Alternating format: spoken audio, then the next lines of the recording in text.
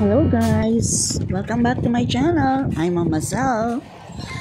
So this is my dog.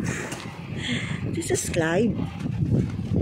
Kapangalan ng aking kapartner sa guidance na si Clyde. Ito siya, the night na nag-struggle siya para manganak. Ito si Clyde, kaya kapangalan. Kasi hindi naman talaga sa akin siya binigay. May nagdala ng aso, may nagdala ng tuta sa school para kay Clive. At that time, ay wala si Clive dahil nasa Manila siya at may sakit noon that time ang kanyang kapatid. So, to make the story short, napapunta etong asong to sa akin, dinala ko sa bahay, and then, hindi na nakuha ni Clive. Nang dadalhin na siya sa vet ng aking mga anak, ay walang maipangalan. So, ang ipinangalan nila ay si Clive. Ito yung second na panganganak niya. So, etong asong to, nag-struggle siya ng panganak. Tingnan mo, hirap na hirap siya. Ito pala yung time, at the time, na si Clive, na aking kapartner, ay nabangga. Na-aksidente sa motor. And so, dinala siya sa ospital. Ayun, yung start na ng kanyang akala namin bubuhay. Coincident ba yun? Coincident? 7 days siya sa ICU. And then, ito namang aso ko, nanganak ang aso ko, no si Clyde, inabukasan ay hirap na hirap. May 18. Hirap siya na mangalak. Kaya pinipispis pa namin. Yung kapatid ko si Clyde gabi. Nasa ICU. Ito yung May 17. Ito yung May 17 na aksidente. Maybe si ito yung Clyde souvenir na aking kapartner. So, si Clyde na aking kapartner ay napakabait. Nangihinayang lang ako dahil 39 years old lang siya. And meron siyang magandang asawa at napakagandang anak. So, hindi natin masasabi kung kailan tayo mamamatay, kailan tayo kukunin Lord. So, ito namang aso ko, ayan, nahihirapan din siya.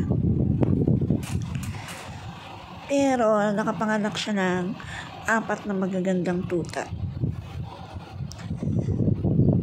Nung nabasa ko yung, kinabukasan na, May 18, nabasa ko yung nag-pop up yung balita tungkol sa aking kapartner.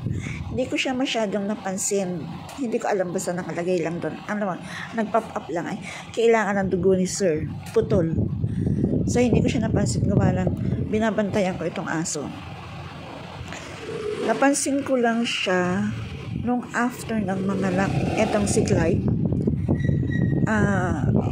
Siguro tanghali na. Mga 12 na.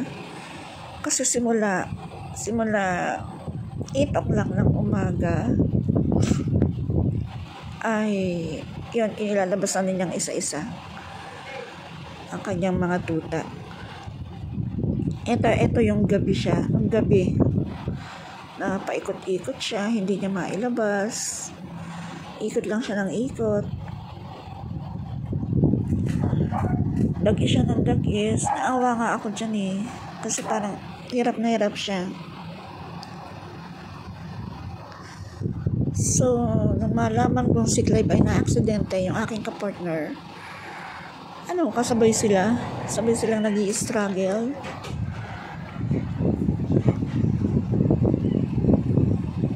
Ayan na. Hindi ko na pinakita kung isa-isa lumabas yung mga tuta. Hindi ko na siya pinakita kasi ayoko na may mga ganon napapanood natin. So, ayan siya, ikot lang siya ng ikot ang gabi niyan. Tapos nanganak nga siya ay 8 o'clock. 8, isa-isa 4. 4 na batuta, 4 na puppies. Tapos gaganda naman niya, kaya lang maliliit. Maliliit ang tuta niya. Lipo na ngayon. Ayan siya. Hindi pa rin tapos. Laki ng tiyan niya. Kasi nung unang anak niya, di ba, ang unang anak niya, 2 lang. Yung isa namatay. Yung isa nga si Butter. Na ngayon ay, mas malaki pa sa kanya. So, ayan. Ayan na. Ito na yung 4. Yan, dumidede na siya. 4 na maliliit. Ang liliit ng bebes. So, ayan. Nung umaga na yan, umaga na siya nakapangano. Kaya, puyat ako diyan. Buti na lang, siya. Saturday. Ayan. Pinapakita ko naman dito yung kaguluhan ng bahay namin. Tambak-tambak. Kasi nga, nagpapagawa kami ng ayan. Nagpapagawa kami ng bubong.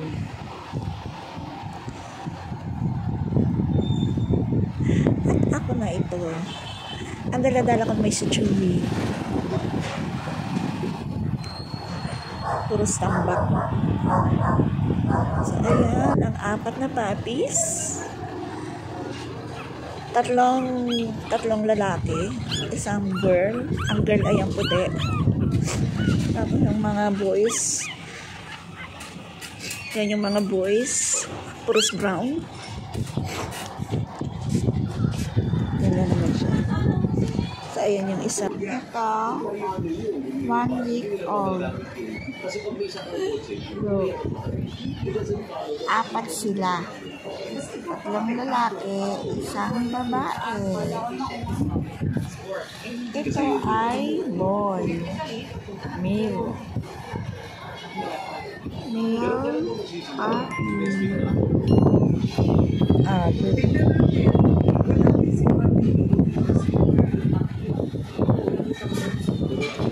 Hello guys.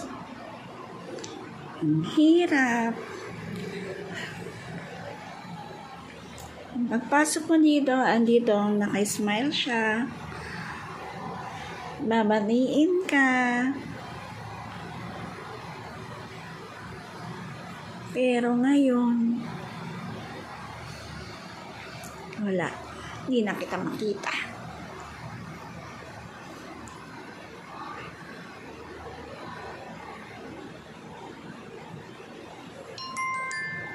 Ayan, diyan ka lang nakaupo.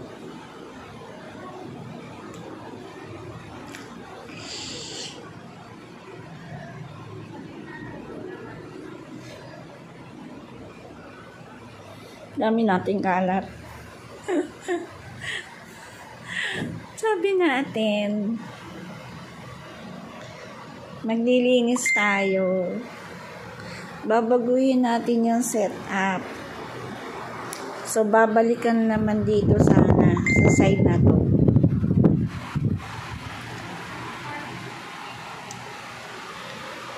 So, ayan. Wala eh. Kinuha ka na ni Lord. Dahil ang bait mo. Bait mong tao. Hi. One of the best I have ever known. A guy like you. Maambyad sa family. Maambyad sa kasama.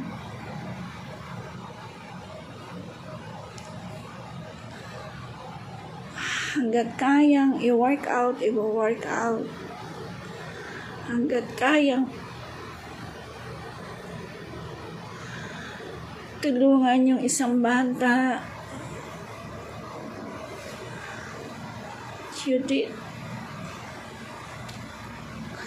Basta, sakit-sakit. Ang bata mo pa, madami ka pang maharap sa buhay. Ay, ang dami mo na-share. Sabi ko mag-goals ka lang.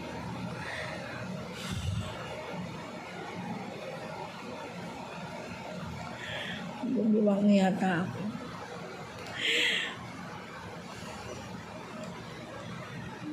Parang anak kita.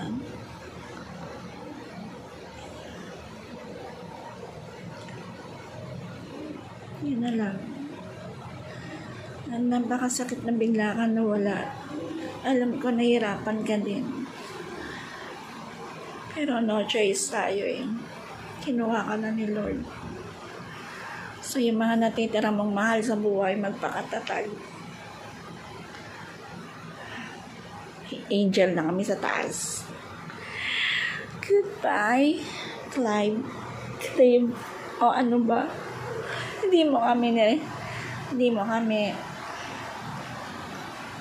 pinabayaan. Hanggat kaya mo.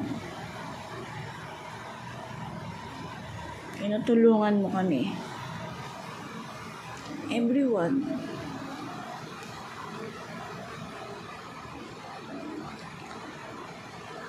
Ay, ang hirap mag-goodbye. Yung last natin pinag-usapan, yung ayaw mo akong mag-retire. Huwag ka muna magre-retire, ma'am. Kaya pa. Pero sa isang iglap, ikaw yung nawala. Can't imagine.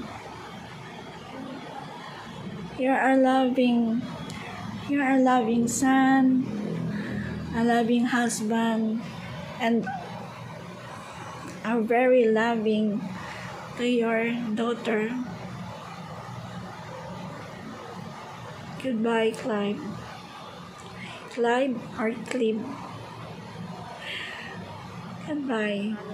Clive Mar. Jesus ko alang-alang sa tampal na tinanggap ng iyong kagalang-galang na mukha. Ang magpatawarin ang kaluluwa ni Clive Mar. Jesus ko alang-alang sa masakit na hampas ng iyong tinis. Ang magpatawarin ang kaluluwa ni Clive Mar.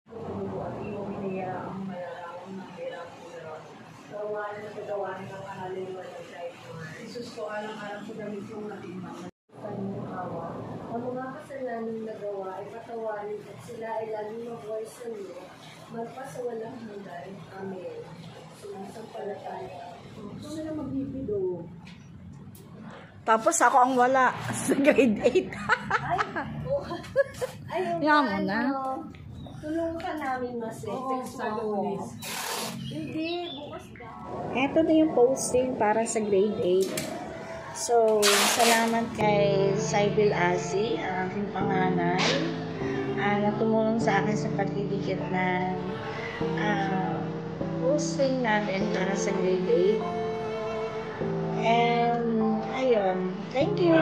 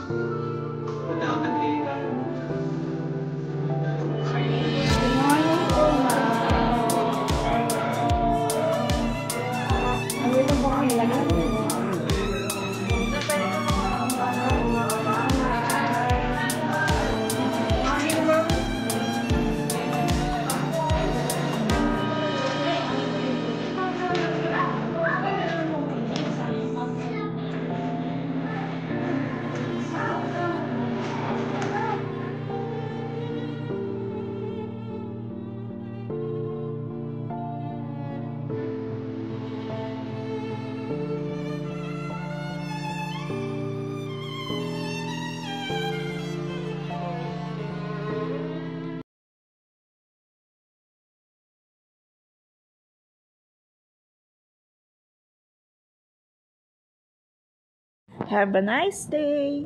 Bye. See you on my next vlog. Bye.